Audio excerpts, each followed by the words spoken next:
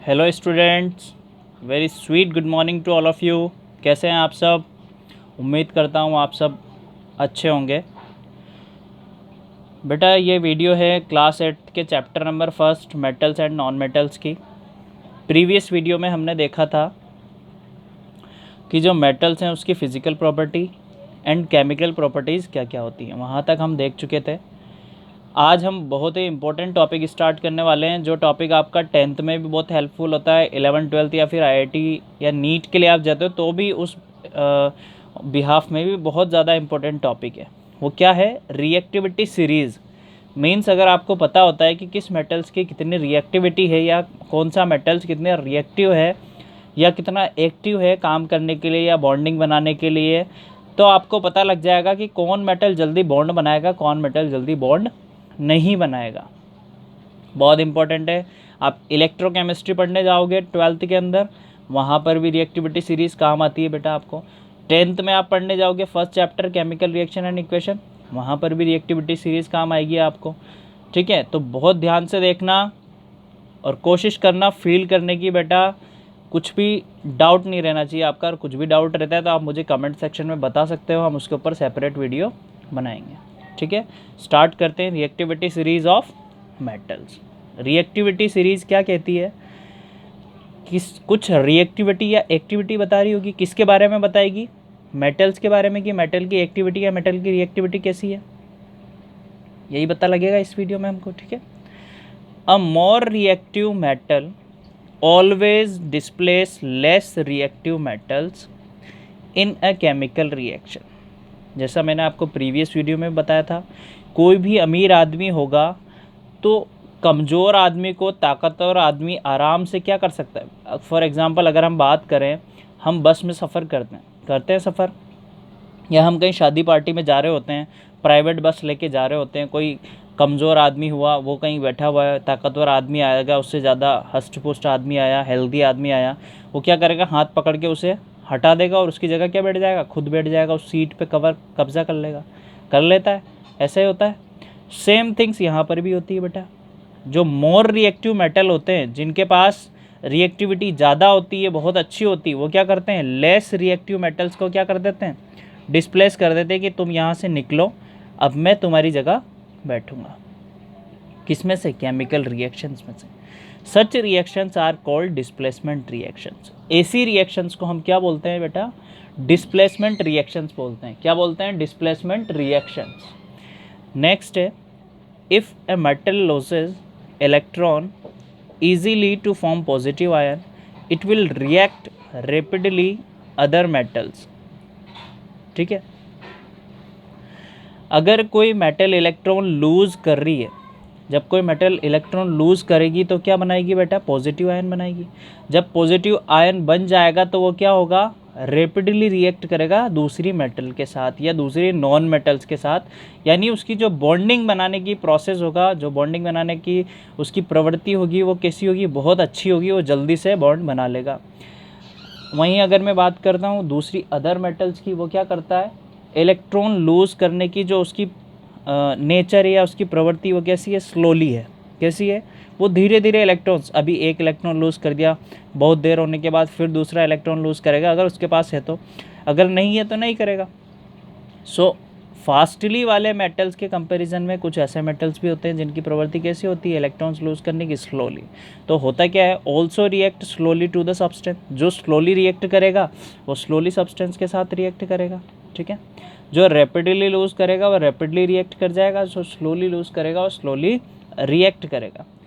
Such metals will be less reactive. जो slowly react कर रही हैं मेटल्स, वो कैसी होंगी? Less reactive. जो धीरे धीरे रिएक्ट करेगा उनकी रिएक्टिविटी कैसी होगी? लेस। ठीक है, the arrangement of metals in the order of decreasing reactivities is called the reactivity series, और we can say activity series of metals. यानी अरेंजमेंट ऑफ मेटल्स, मेटल्स को अरेंज करना किस बेसिस पे? On the basis of decreasing reactivities. Decreasing reactivities means पहले सबसे ज़्यादा reactive, then कम, देन कम, देन कम, देन कम, देन, और सबसे कम वाली रिएक्टिविटी के बेसिस पे जो सीरीज़ बनाई जाती है बेटा, जो अरेंजमेंट किया गया है मेटल्स का, उसे हम बोलते हैं रिएक्टिविटी सीरीज़। कई बार आपको रिएक्टिविटी सीरीज़ की जगह एक्टिविटी सीरीज़ भी मिलेगा, तो कंफ्यूज मत होना, both are same things. Activity series और रिएक्टिविटी सीरीज़ दोनों ही मेटल्स की रिएक्टिविटी को शो करते हैं, ठीक है। अब रिएक्टिविटी सीरीज़ हमने देख ली, रिएक्टिविटी सीरीज़ होती क्या है, डेफिनेशन हमने देख ली, arrangement of metals in the order of decreasing reactivity is called reactivity series. अब रिएक्टिविटी सीरीज़ की ज़रूरत क्या पड़ी हमें, उससे यूटिलिटी क्या मिलती है रिएक्टिविटी सीरीज़ से, हम रिएक्टिविटी सीरीज़ क्यों पढ़े, what is the reason behind it, ज़रूरत क्या पड़ रही है उसकी, तो हम देखते हैं उससे क्या मिलता है इन्फॉर्मेशन हमें उससे। The activity series is very helpful and gives the following information. जो एक्टिविटी सीरीज़ डिस्कवर हुई थी वो क्या थी, बहुत ही हेल्पफुल साबित हुई थी, और कुछ इन्फॉर्मेशंस हैं जो हमें उस एक्टिविटी सीरीज़ से मिलती हैं। First thing, the metal which is higher in the activity series is more reactive than the other. ऐसी मेटल्स जो रिएक्टिविटी सीरीज़ या फिर हम कह सकते हैं एक्टिविटी सीरीज़ में सबसे ऊपर होती है, कहाँ होती है बेटा, फर्स्ट नंबर पे। जैसे ये एक्टिविटी सीरीज़ है आपकी, क्या है ये एक्टिविटी सीरीज़ है, इसमें जो लिथियम मेटल है, कौन सी मेटल है, लिथियम मेटल है, लिथियम। लिथियम जो मेटल है इसकी रिएक्टिविटी क्या होगी, सबसे ज़्यादा, हमने लिख भी रखा मोर रिएक्टिव मेटल्स। नेचर में सबसे ज़्यादा कोई रिएक्टिव मेटल है तो वो कौन सी मेटल है बेटा, लिथियम, ठीक है। Lithium is the more reactive and platinum is least reactive metal. And platinum दिख रहा होगा आपको, लास्ट में लिख रखा है हमने प्लेटिनम। प्लेटिनम कैसी मेटल होती है बेटा, लीस्ट रिएक्टिव, यानी इसकी रिएक्टिविटी नेचर में सबसे कम होती है, किसकी, प्लेटिनम की, ठीक है। नेक्स्ट पॉइंट देखते हैं क्या कह रहा है, the metals which have been placed above hydrogen are more reactive than hydrogen. जितनी भी मेटल्स हैं जो हाइड्रोजन के ऊपर है, ये हाइड्रोजन है, हाइड्रोजन के ऊपर जितनी भी मेटल्स हैं क्या है, वो हाइड्रोजन से ज़्यादा रिएक्टिविटी रखती हैं, ठीक है। और वो क्या कर सकती है, हाइड्रोजन को डिस्प्लेस भी कर सकती है, क्या कर सकती है, हाइड्रोजन को डिस्प्लेस कर सकती है। And can displace hydrogen from its compound like water and acid to form hydrogen gas. वो क्या करेंगी, किसी भी कंपाउंड में से जिसमें हाइड्रोजन प्रेजेंट होगा, लाइक वाटर हो या कोई एसिड हो जिसमें हाइड्रोजन प्रेजेंट होगा, मेटल जो होंगी वो इजीली हाइड्रोजन को डिस्प्लेस कर सकेंगी। क्यों, क्योंकि जो मेटल की रिएक्टिविटी होती है वो हाइड्रोजन से ज़्यादा है, या हम कह सकते हैं जो मेटल्स हाइड्रोजन के ऊपर हैं एक्टिविटी सीरीज़ में वो हाइड्रोजन को इजीली डिस्प्लेस कर सकेंगी। नेक्स्ट पॉइंट क्या है, the metals which are placed below hydrogen are less reactive than hydrogen and cannot displace hydrogen from its compound to form hydrogen gas। क्या कह रहा है नेक्स्ट पॉइंट, जो हाइड्रोजन के नीचे वाली जो मेटल्स हैं, ये मेटल्स है हाइड्रोजन के नीचे, हाइड्रोजन के नीचे जो मेटल्स हैं वो हाइड्रोजन से रिएक्टिविटी उनकी कम है, डेफिनेटली कम होगी। तो हमें पता क्या लगा, जो रिएक्टिविटी सीरीज़ में हाइड्रोजन से नीचे वाली मेटल्स है वो हाइड्रोजन को डिस्प्लेस नहीं कर सकती, यानी हम कह सकते हैं हाइड्रोजन अभी ताकतवर आदमी है और ये सब कमज़ोर हैं उसके कंपैरिजन में, तो कमज़ोर कभी ताकतवर को डिस्प्लेस नहीं कर सकता, उसकी जगह नहीं ले सकता, जबकि ताकतवर कमज़ोर को डिस्प्लेस कर सकता है इजीली, ठीक है। Metals at the top of the series are very reactive and therefore they do not occur free in nature. जिसकी रिएक्टिविटी जितना ज़्यादा होगी वो नेचर में फ्री नहीं मिलेगा, क्योंकि उसकी कैपेसिटी हो जाएगी, या हम बोल सकते हैं उसकी टेंडेंसी हो जाएगी बॉन्ड बनाने की। अभी जैसे आप हैं, आपकी बहुत अच्छी टेंडेंसी है काम करने की, पढ़ने की, तो बेटा आप क्या होगा, आपको जैसे टाइम मिलेगा आप क्या करोगे, पढ़ाई करोगे, कुछ और काम करने लग जाओगे, कुछ क्रिएटिविटी करने लग जाओगे। आपके कंपैरिजन में क्लास का जो सबसे लास्ट बच्चा है जिसे पढ़ने में बिल्कुल भी इंटरेस्ट नहीं है, तो वो क्या करेगा, उसको टाइम मिलेगा तो क्या करेगा, फ्री बैठा रहेगा, ना कुछ क्रिएटिविटी करेगा, खेलने में मस्त रहेगा, ठीक है। तो उसकी रिएक्टिविटी आपके कंपैरिजन में बहुत कम हुई, आपकी रिएक्टिविटी उसके कंपैरिजन में बहुत ज़्यादा हुई, तो आप क्या करोगे, आप नेचर में कभी फ्री नहीं मिलोगे, हमें कुछ ना कुछ करते हुए मिलोगे। सेम चीज़ मेटल के साथ होती है, जिसकी रिएक्टिविटी सबसे ज़्यादा होती है वो मेटल क्या होती है बेटा, नेचर में फ्री एग्जिस्ट नहीं करती हैं, यानी वो बॉन्ड फॉर्म में या कंपाउंड फॉर्म में हम कह सकते हैं कि हमें ऑलवेज कंपाउंड मिलता है। लिथियम की बात करें, लिथियम ऑक्साइड मिल जाता है, लिथियम नाइट्रेट मिलेगा आपको, कभी लिथियम नहीं मिलेगा। While the metals at the bottom of the series are least reactive and therefore they normally occur free in nature। आप देख सकते हो, और फ्री एग्जिस्टेंस जो मेटल्स होती हैं वो भी यही होती हैं बेटा। हमने चैप्टर के स्टार्टिंग में देखा था, जो फ्री स्टेट में या फिर हम कह सकते हैं कि फ्रीली जो मेटल्स एग्जिस्ट करती हैं नेचर में, वो कौन कौन सी थी? Silver, gold, platinum, mercury. ये ऐसी मेटल्स होती हैं जो किसी के साथ जल्दी से बॉन्ड नहीं बनाती हैं। क्यों नहीं बनाती है? क्योंकि इनकी रिएक्टिविटी सबसे कम होती है नेचर में। अंडरस्टूड? इज इट क्लियर और नॉट क्लियर? ओके, नेक्स्ट हम डिस्कस करने वाले हैं बेटा कि जो मेटल्स हमने पढ़े हैं, हमारे मेटल्स हम पढ़ चुके हैं, मेटल्स की फिजिकल प्रॉपर्टी हम देख चुके हैं, केमिकल प्रॉपर्टी हम देख चुके हैं, रिएक्टिविटी हम देख चुके हैं, मेटल्स की रिएक्टिविटी कैसी होती है। लास्ट टॉपिक है मेटल्स का, फिर हम नॉन मेटल्स स्टार्ट करेंगे। मेटल्स का लास्ट टॉपिक है बेटा कि जो मेटल्स हमने पढ़े हैं उनके यूजेस क्या क्या होते हैं, मेटल्स कहाँ कहाँ यूज़ होते हैं नेचर में, ठीक है। तो first one is iron. Iron बहुत अच्छी मेटल होती है, बहुत जगह आप देखते भी होंगे। तो कहाँ कहाँ यूज़ होता है इसका हम देखेंगे। For making bridges, engine parts, iron sheets, steel bars, used in construction. और भी बहुत सारी जगह यूज़ होता है स्टील्स का, आयरन का। जैसा हमने जब प्रॉपर्टी पढ़ रहे थे, हमने देखा था बेटा आयरन की जो टेंसाइल स्ट्रेंथ होती है बहुत अच्छी होती है। मतलब iron can bear lots of stress without breaking. Stress आप जितना मेटल को दोगे या आयरन को दोगे, वो क्या होगा, स्ट्रेस बियर करने की कैपेसिटी रखता है, और विदाउट ब्रेकिंग, यानी ब्रेक भी नहीं होगा और स्ट्रेस बियर भी कर लेगा।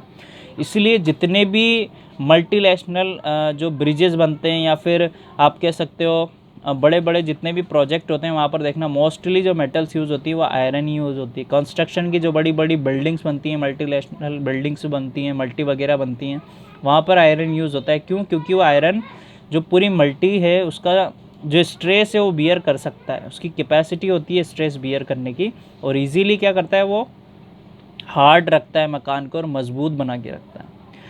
और कहाँ यूज होता है? इंजन पार्ट्स जो बनते हैं रेलवे के, रेलवे लाइंस बनाने में, रेलवे ट्रैक में काम किया जाता है। इंजन के जो कुछ पार्ट्स होते हैं वो बनते हैं आयरन के शीट्स बनने में, और भी बहुत सारे यूज़ होते हैं आयरन के। नेक्स्ट थिंग हम डिस्कस करेंगे, नेक्स्ट कौन सा है? कॉपर। क्या है नेक्स्ट? कॉपर। कॉपर कहाँ काम आता है बेटा? For making electrical wires and cables, utensils, kettles, coins, for making alloy. क्या क्या काम आता है कॉपर? जनरली आप डेली लाइफ में देखोगे तो कॉपर आपको कहीं भी दिख जाएगा इलेक्ट्रिकल वायर्स में, जो मोस्ट प्रोबेबली है कॉपर की, वो इलेक्ट्रिकल वायर्स एंड केबल्स में ही मिलने की है। उसके अलावा कहाँ यूज़ होता है? जो यूटेंसिल्स होते हैं, कुछ कॉपर के पहले बनते थे, पिछले ज़मानों में जो बर्तन या यूटेंसिल्स हुआ करते थे वो कॉपर के बनते थे बेटा। जो केटल्स वगैरह होती थी पहले के ज़माने में, हमारे जो बुज़ुर्ग लोग होते थे घर में, वो कहते थे कि कॉपर का बर्तन लाओ, उसमें हम, या आयरन का कुछ चीज़ लाओ, उसमें पानी पियेंगे। तो पहले के ज़माने में सब चीज़ें बना करती थी और बहुत इंपॉर्टेंट भी होती थी, उसके कुछ फ़ायदे भी होते थे। और का यूज़ होता है कॉइन्स बनाने में, कॉपर कॉइन बनाए जाते हैं। एलॉय मीन्स मिक्सिंग करने के लिए, कॉपर को किसी अदर मेटल्स के साथ मिक्स करके दूसरे नए नए मेटल्स बनाए जा सकते हैं, एलॉय बनाए जाते हैं, वहाँ भी यूज़ होता है। नेक्स्ट है आपका सिल्वर। सिल्वर का यूज़ होता है sorry, for making jewellery, in electroplating, in photography, silvering of mirrors. कहाँ कहाँ यूज़ होता है सिल्वर? ज्वेलरी पर्पज़ के लिए सिल्वर यूज़ होता है। आप सब लोग जानते हो, आप सब लोग बहुत अच्छे से फैमिलियर हो सिल्वर के साथ। सिल्वर ज्वेलरी में यूज़ होता है। इलेक्ट्रोप्लेटिंग मीन्स जब इलेक्ट्रोड लगाई जाती है इलेक्ट्रिसिटी फ्लो के लिए, तो वहाँ पर जो इलेक्ट्रोड में प्लेटिंग होती है या कोटिंग होती है रोड पे, वो सिल्वर की होती है, वहाँ पर भी सिल्वर यूज़ होता है बेटा। फोटोग्राफी जब की जाती है, फोटोग्राफी में भी सिल्वर का यूज़ होता है। मिरर के पीछे आपने देखा होगा जो कवर लगा होता है वो भी सिल्वर का होता है, ठीक है। और कहाँ यूज़ होता है सिल्वर? स्वीट्स में यूज़ होता है बेटा। इसको डक्टाइल करके या इसे क्या किया जाता है, मेलेबल की करके थिन शीट्स में कन्वर्ट किया जाता है। और शीट्स क्या काम आती है? स्वीट्स वगैरह पे कवर आपने देखा होगा, देखा है? ओके। नेक्स्ट है गोल्ड। गोल्ड क्या काम आता है? For making jewellery, decorative purposes and photography for turning. Jewellery purpose के लिए गोल्ड यूज़ किया जाता है मोस्ट प्रोबेबली, डेकोरेटिव पर्पज़ के लिए भी कहीं ना कहीं गोल्ड यूज़ किया जाता है, एंड फोटोग्राफी में जो टोनिंग होती है वो गोल्ड से ही होती है। ठीक है। नेक्स्ट है आपका मर्क्यूरी। मर्क्यूरी बेसिकली कहाँ यूज़ होता है? थर्मोमीटर में जो ऊपर चढ़ता और नीचे गिरता है जो सब्सटेंस होता है वो बेटा मर्क्यूरी होता है, जेली टाइप जो होता है। और कहाँ होता है? बैरोमीटर्स में। बैरोमीटर्स क्या होता है? इंस्ट्रूमेंट होता है। क्या मेज़र करता है बैरोमीटर? पावर प्रेशर मेज़र करने के लिए जो इंस्ट्रूमेंट यूज़ होता है वो बैरोमीटर होता है। ठीक है। सो जो टेम्परेचर मेज़र करने के लिए और प्रेशर मेज़र करने के लिए इंस्ट्रूमेंट के अंदर जो सब्सटेंस होता है वो मर्क्यूरी होता है। नेक्स्ट, एल्यूमिनियम कहाँ यूज़ होता है? Aluminium for electrical wires, cables, domestic utensils, alloys, metallic paints, aluminium foil for packing. Electrical wires अब जाके प्रेफरेंस मिलने लगा है एल्यूमिनियम को, पहले कॉपर को प्रेफरेंस मिलता था। अभी एल्यूमिनियम सस्ती मेटल है, अबंडेंट मेटल है नेचर में सबसे ज़्यादा, इसलिए इलेक्ट्रिकल वायर भी अब एल्यूमिनियम के बनने लगे हैं। जो केबल्स होती है डिस्क वगैरह की, आप देखना वहाँ पर एल्यूमिनियम वायर मिलेगा आपको। डोमेस्टिक यूटेंसिल्स जो होते हैं, जितने भी बर्तन आप काम लेते हैं घर पे, एल्यूमिनियम के होते हैं। एलॉयज़ बनाया जाता है एल्यूमिनियम को मिक्स करके दूसरी मेटल्स के साथ, एलॉय बनाने में एल्यूमिनियम काम आता है। मेटेलिक पेंट जितने होते हैं उसमें एल्यूमिनियम यूज़ होता है। एल्यूमिनियम फॉइल आप लोगों ने देखा होगा, जब आप लंच लेते हो तो जो फॉइल होती है वो एल्यूमिनियम फॉइल होती है बेटा, जो फूड पैकिंग के काम आती है। और भी बहुत सारे यूज़ होते हैं एल्यूमिनियम के। ठीक है। नेक्स्ट एंड लास्ट यूज़ है मेटल का लेड। क्या है?